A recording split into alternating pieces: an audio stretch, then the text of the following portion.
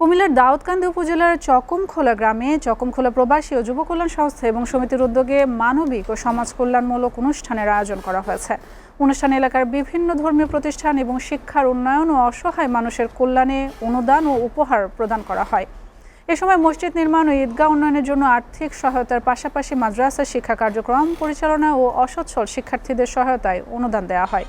এছাড়া অসহায় নারীদের স্বাবলম্বী করতে সেলাই মেশিন ও গ্রামের দরিদ্র অসহায় মানুষের মাঝে চার্জার ফ্যান বিতরণ সহ চকমখোলা দারুস সালাম মসজিদের মুসল্লিদের অজু ও বিশুদ্ধ পানির সুবিধার্থে একটি আধুনিক সাবমার্সিবল টিউবওয়েলও দেওয়া হয়। আর্তমানবতার সেবায় প্রবাসীদের এমন উদ্যোগ স্থানীয়দের মাঝে ব্যাপক প্রশংসা কুড়ায়। অনুষ্ঠানে প্রবাস ফেরত ব্যক্তিদেরও দেওয়া হয় বিশেষ সম্মাননা। প্রবাসীদের এমন মানবিক উদ্যোগে সমাজের জন্য অনুকরণীয় দৃষ্টান্ত হয়ে থাকবে বলে মনে করেন আমন্ত্রিত অতিথিরা। ভবিষ্যতে এ ধরনের জনকল্যাণমূলক কার্যক্রম অব্যাহত রাখার কথা জানান চকমখোলা প্রবাসী ও যুব কল্যাণ সংস্থা। এ আয়োজনে ভার্চুয়ালি যুক্ত ছিলেন সংগঠনটির সার্বিক সহযোগিতায় থাকা প্রবাসী কাউসার আহমেদ, রাসেল মিয়া, দিন ইসলাম ও সোহাগ আহমেদ সহ আরও অনেকেই।